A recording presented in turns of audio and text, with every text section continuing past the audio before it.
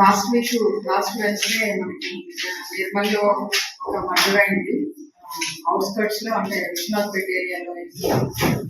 దానిలో ఇక్కడ ఆశు అనే అతను ఆటో డ్రైవర్ ని నలుగురు వైట్ స్కార్పియోలో వచ్చి ఎర్లీ మార్నింగ్ 8 o'clock ఆపి ఆటోని అడ్డగించి దాన్ని అందులో నుంచి బయటకు లాగి కత్తులతో పొడిచి చంపడం జరిగింది.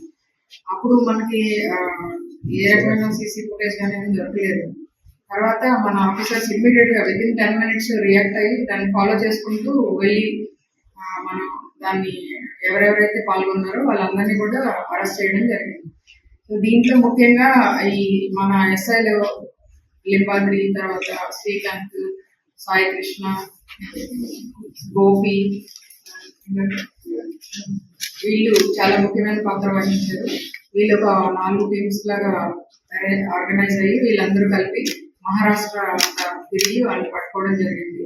దీనిలో మనకి ముఖ్యమైన ఇందులో వీళ్ళందరినీ పట్టుకున్నాక మనకు తెలిసింది ఏంటంటే దీనిలో లేడీ చనిపోయిన అతను ఆశు అనే అతను అస్లాం అనే అతనికి వాళ్ళ తల్లి వరుస అంటే స్టెప్ మదర్ అనే ఆమె అన్వరీ బేగం అనే ఉంది. ఆమెకి ఇద్దరికి కూడా ఇల్లీగల్ కాంట్రాక్ట్ ఉంది. అతను దాని నుంచి బయటకు వచ్చి వేరే మ్యారేజ్ చేసుకోవాలని అనుకుంటూ ఉన్నాడు. సో ఆమెకి అది నచ్చలేదు. అతను బెదిరించింది, నువ్వు నాతోటే ఉండాలి, వేరే పెళ్లి చేసుకుంటే నేను చంపుతాను అనేసి బెదిరిస్తే అతను దీని గురించి ఫ్యామిలీలో పంచాయతీ పెట్టడం జరిగింది. ఫ్యామిలీ అందరూ కూర్చొని అతన్ని వాళ్ళ బాబాయ్ దగ్గరికి పంపించారు. వాళ్ళ ఫాదర్ బ్రదర్ దగ్గర అతను అక్కడ ఉంటున్నాడు. అయితే ఎన్వరీ బేగం అది కక్ష పెట్టుకొని అతని మ్యారేజ్ కూడా సెటిల్ అయింది. ఈ మంత్ లోనే అతని మ్యారేజ్ ఉంది. కాబట్టి అది ఆమె తట్టుకోలేక తనకి పరిచయం ఉన్న ఈ ముగ్గురిని పిలిచి వాళ్ళ బ్రదర్, ఈమెకి ఇంకొక బ్రదర్ కూడా ఉన్నాడు. ఆ బ్రదర్ తో పాటు ఇది మర్డర్ ప్లాన్ చేయడం జరిగింది. మొబిన్ మెయిన్ అక్యూజ్డ్ ఎవరైతే ఉన్నారో అతని ఫ్రెండ్స్ ముగ్గురు వాళ్ళందరూ కలిపి దీన్ని ప్లాన్ చేశారు. దీనికోసం June 1st week లో ఒకసారి రెక్కి చేశారు. గవర్నమెంట్ హాస్పిటల్ దగ్గర అందరూ చూస్తుండగా అతను చంపాలి అనేసి ఆమె వాళ్ళకి చెప్పింది. అయితే వాళ్ళు ఎక్కువ మంది మనుషులు ఉండడం వల్ల అక్కడ ఆ రోజు చేయకుండా మళ్ళీ రిటర్న్ వెళ్ళిపోయారు. దీనికి సంబంధించిన ఫుటేజ్ ఇవన్నీ కూడా మేము ఆ రోజు సేకరించడం జరిగింది. తర్వాత మళ్ళా వీళ్ళు మర్డర్ ఏదైతే జరిగిందో వెన్స్డే, ఆ ట్యూస్డే నైట్ బయలుదేరి వచ్చారు. అక్కడ బోకర్ దగ్గర ఒక దాబాలో నైట్ అక్కడ డిన్నర్ చేశారు. తర్వాత అక్కడ నుంచి వచ్చి మన దిలావర్పూర్ చెక్ పోస్ట్ నుంచి వచ్చి ఇక్కడ ఆమెని కలుసుకున్నారు. వాళ్ళు మీట్ అయ్యారు. తర్వాత ఆమె వాళ్ళ బ్రదర్ స్కూటీ మీద వచ్చి అతన్ని చూపించడం జరిగింది.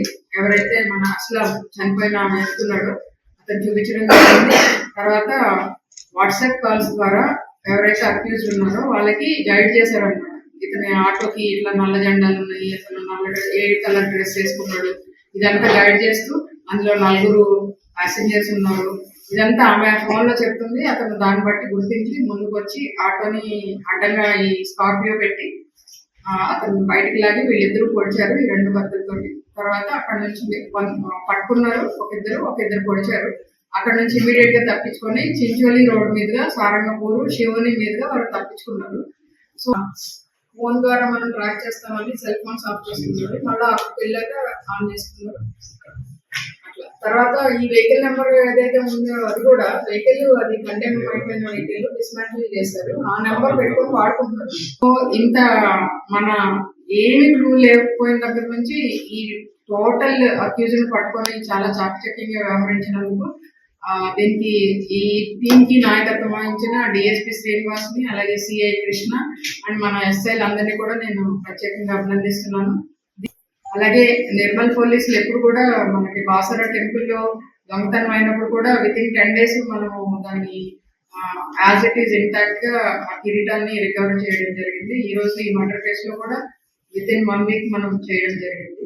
దీనికోసం ఈ గ్రూప్స్, ఈ టీమ్స్ ఏదైతే ఉన్నారో వాళ్ళు దాదాపు 1 week నుంచి మహారాష్ట్రలో ఉన్నారు. చాలా కష్టపడ్డారు.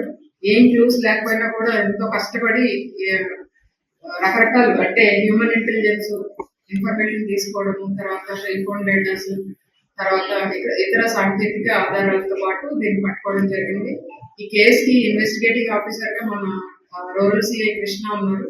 దీన్ని చాలా చక్కగా దర్యాప్తు చేశారు. దానికోసం కూడా వీళ్ళందరినీ ఈ టీం మొత్తాన్ని నేను అభినందిస్తున్నాను.